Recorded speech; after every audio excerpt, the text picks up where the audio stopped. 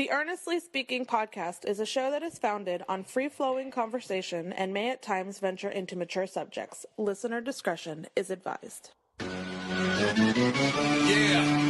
Earnestly Speaking podcast.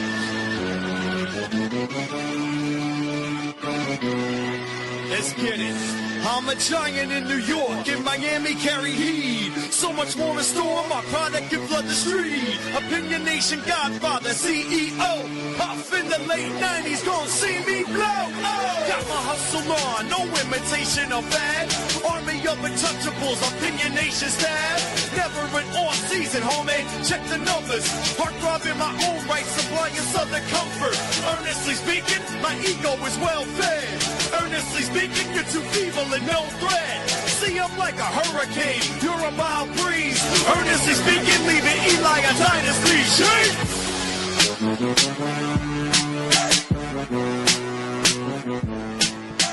Earnestly podcast, recording this on Tuesday afternoon, October 28th, 2025. It is actually the second of four podcasts I'll be recording today, because I am taking off tomorrow, because tomorrow I will be at a concert. I'm going to be seeing one of my favorite bands in the whole world, Fear Factory, coming to town in Fort Lauderdale at the Culture Room on Wednesday. So I have to record all my stuff for the rest of the week today, on Tuesday, which is not so far gone, because I typically, a lot of these shows are pre-recorded anyway by a day or so,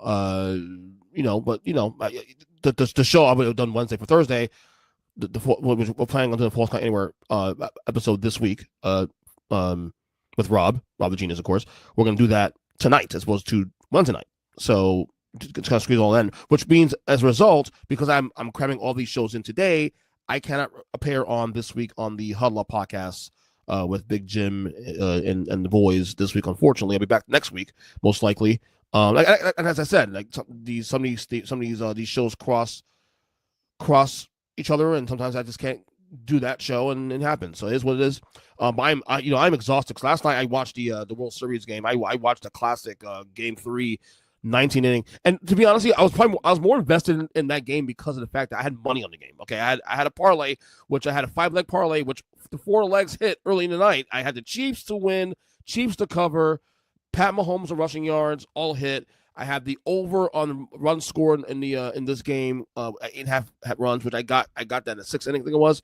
So I was sitting pretty, but I kept being offered a cash out by the app. I'm like, I'm not gonna do that. I bet the Dodgers will win this game straight up, and they're good enough to win this game. And so many times in extra innings, they had a chance to close the game out, and so many times Toronto found the way to get 3 outs and get to the next inning. But Freddie Freeman saved the day. And look, on a personal level, I'm rooting for Toronto to win this series. On a personal level, I hate the Dodgers. However, my wallet don't care about your feelings, okay? If I feel that the Dodgers are going to win a game or win a series, I'm going to go with the money and follow the money where it goes. And thankfully for me, my last part, my leg hit last night, so the Dodgers did win, so I made money on last night's game. But that's here and there. So I'm a little tired, but it's okay. Lots to talk about today on the show. Of course, we will get to my week 8 observations, and rather than just do top 5, I'm just going to list off stuff that came on my mind. I feel like limiting the top 5 is not enough anymore. It's too much. So I'm just going to give my observations overall. What else we have this week also too. I'm also going to react to possible presidential contenders for 2028 on the Democratic side. There's a couple of names already dropping in the ether I want to react to as well to that. But like I said, on a personal level, things are happening in my house. Changes are happening. Nothing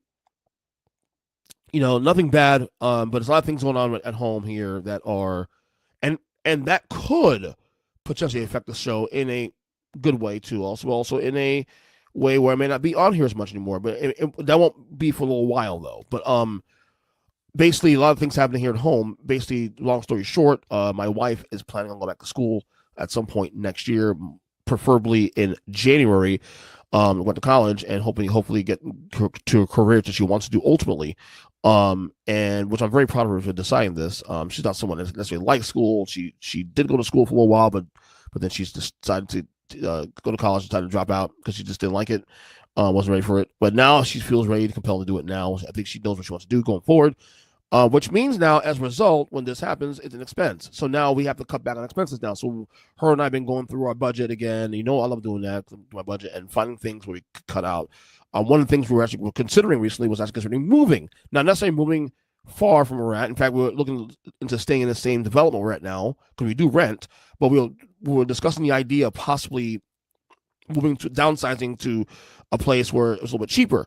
We could say $100 a month, which we saw some places that were a little bit cheaper, but apparently those not available. They got the office got back to us yesterday. They said that some things here and there didn't happen. They said that we can move, but we will still pay a transfer fee of $1,000. I'm like, no. We have been here 8 fucking years. We're actually helping you guys out because by us relinquishing our townhouse to you guys, you can actually rent it for more than you're charging us now currently.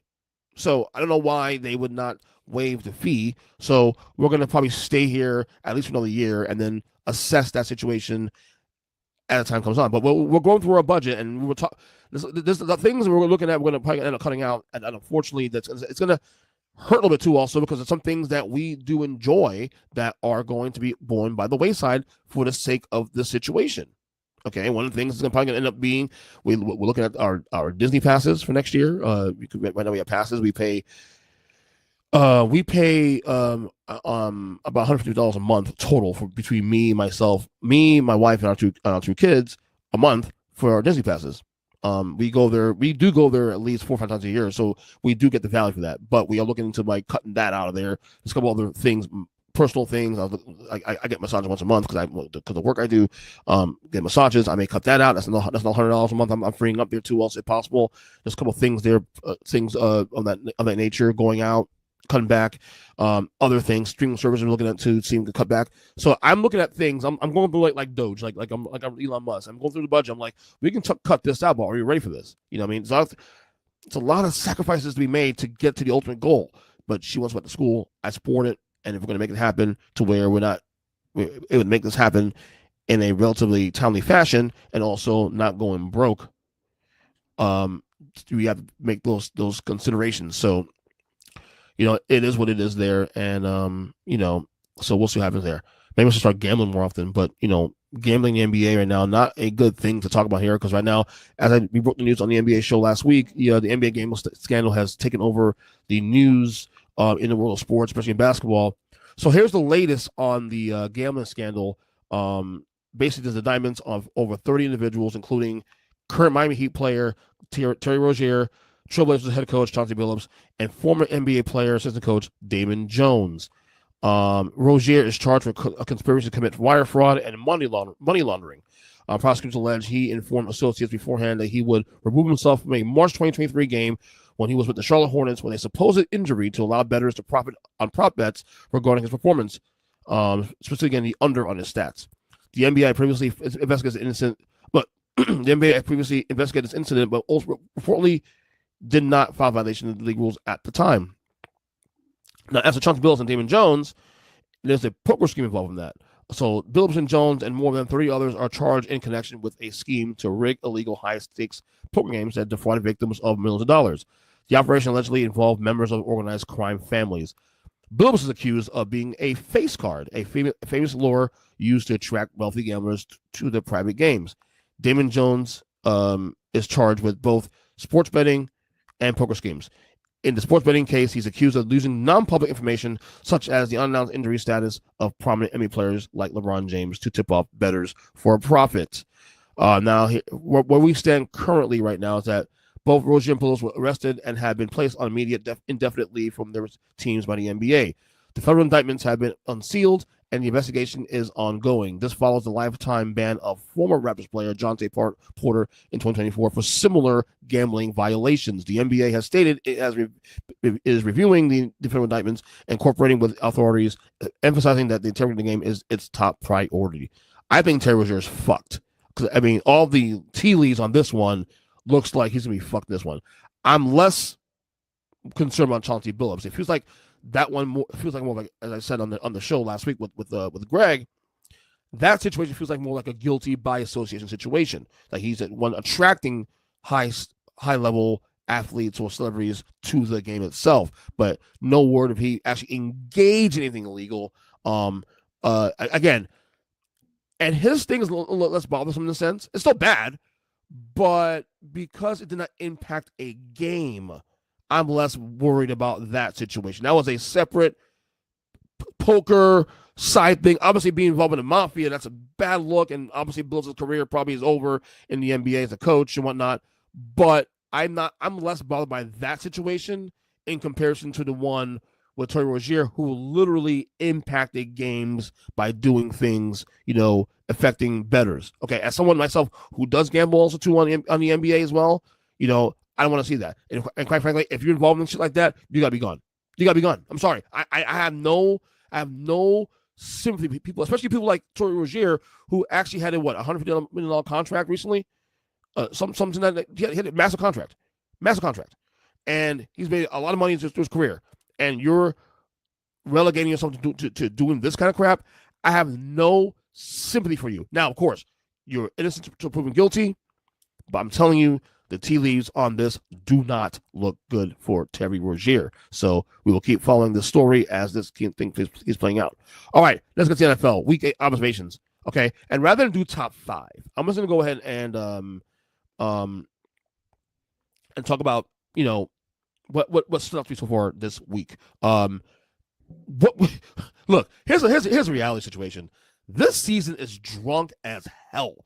If you have a favorite to win the whole thing, good luck, because I can't figure it out. Like, I have a group of favorites. I have teams I like or teams I trust, like the Chiefs and the Eagles and whatnot. But there are teams that I bought in 2 weeks ago that I got soft on in recent weeks, and I'm kind of buying back into the Packers.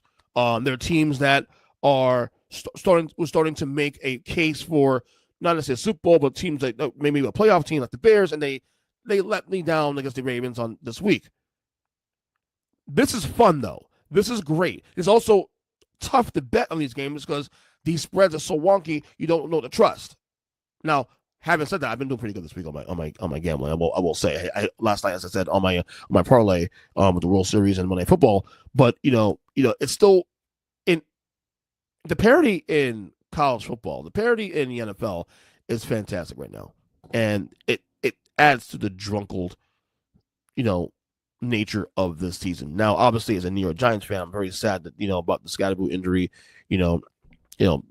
Dislocated his ankle, I think it was.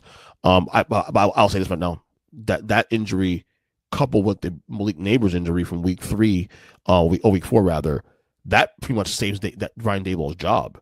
Okay, because he now has a built-in excuse now as to why this team can't win games. Okay, and here's the thing: the Giants are still competitive enough as is to make that a conversation. And look, for the record, I'm not going to get fired at all because Jackson Dart is still that dude. He is still showing progress in the game against the Eagles this week, showing progress. He went against the Super Bowl champions. You the Giants would win that game. You knew this already. And that game was a lot closer to get credit for. In fact, you can make an argument the Giants got screwed. That tush-push first down, that should have been a fumble. Okay, the pass interference call, that was ticky-tack. That's literally 14-point swing right there. Okay? So they got screwed in that game.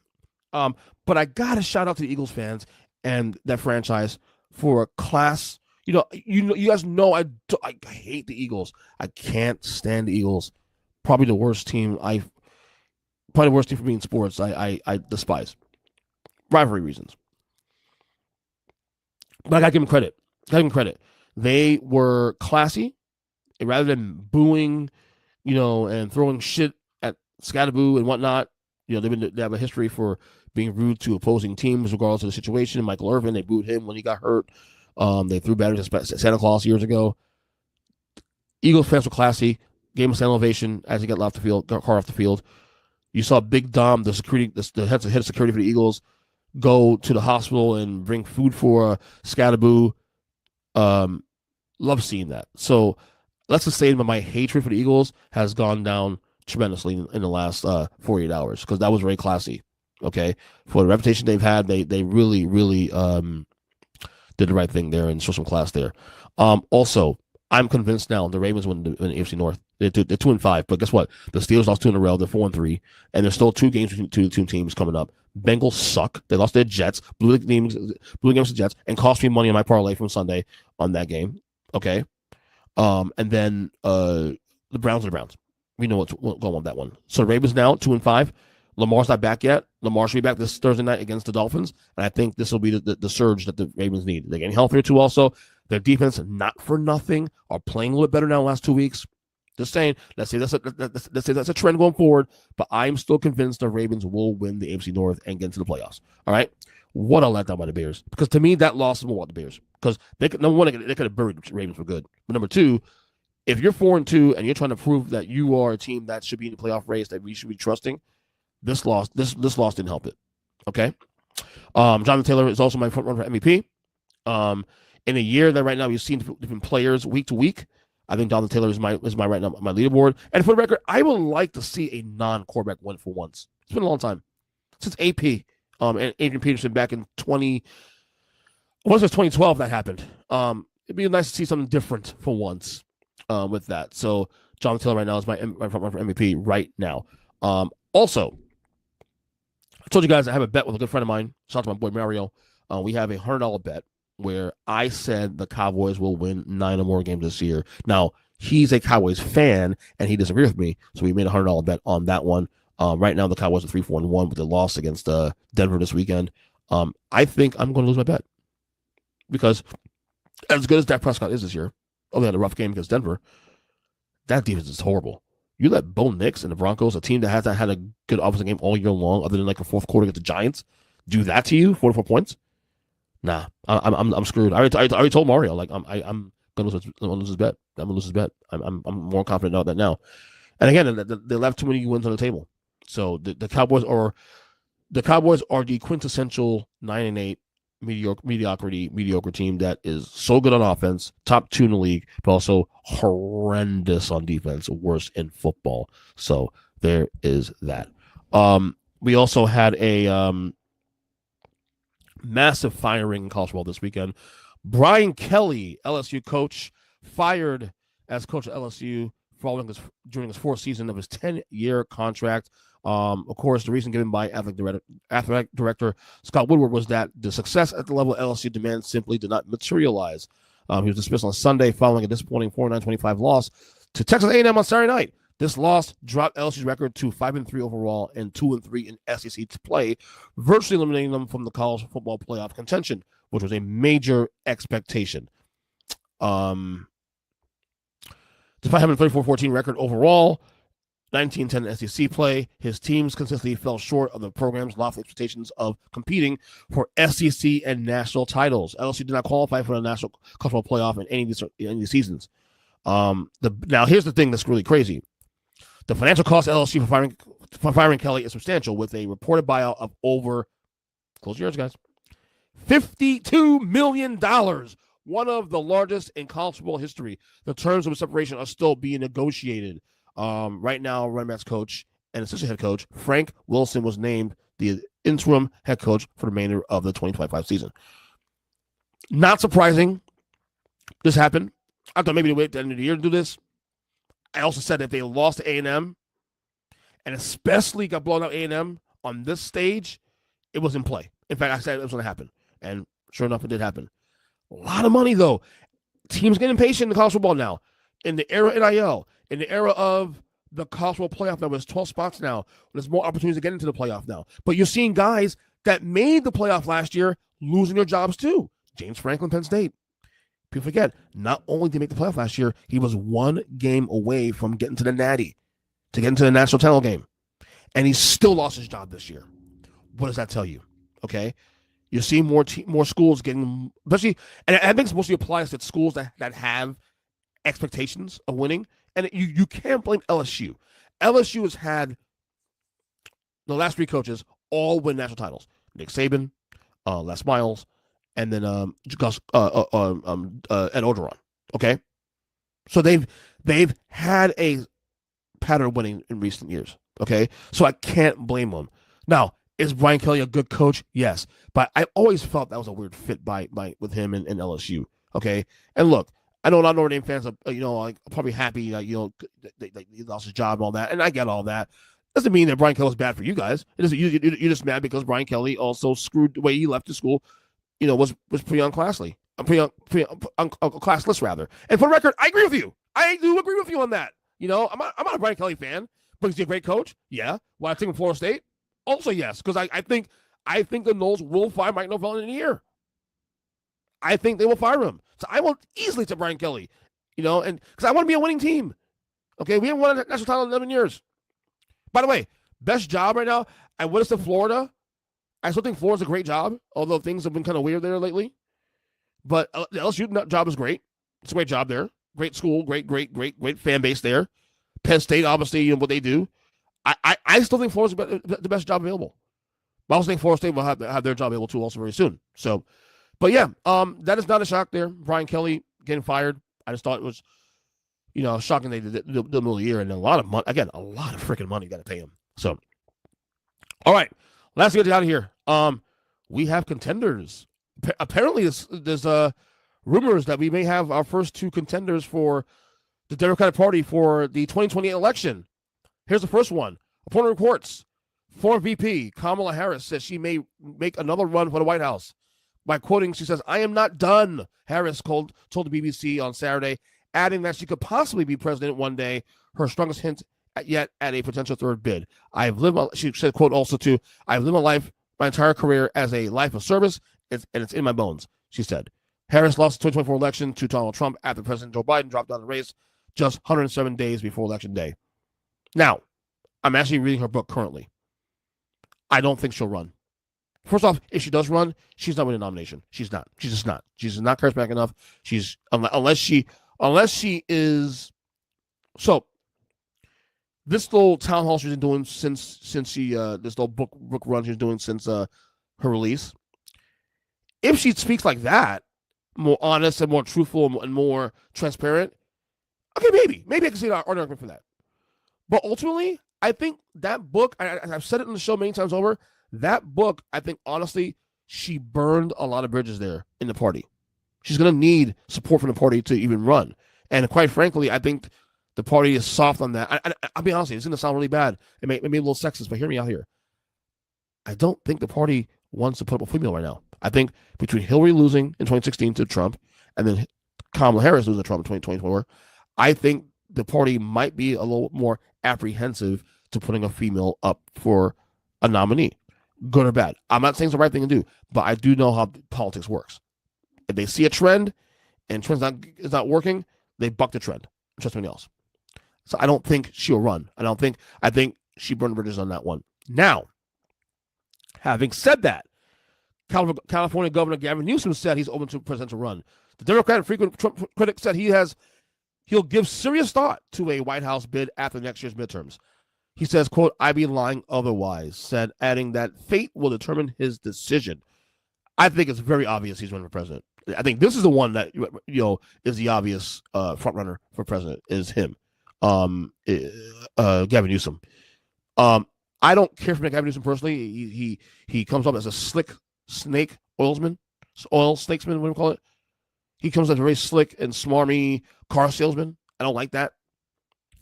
But what I do know is that publicly, Gavin Newsom is probably the only Democrat or the one of note that has the name value willing to take on Trump publicly with tweets and everything else and get to his level.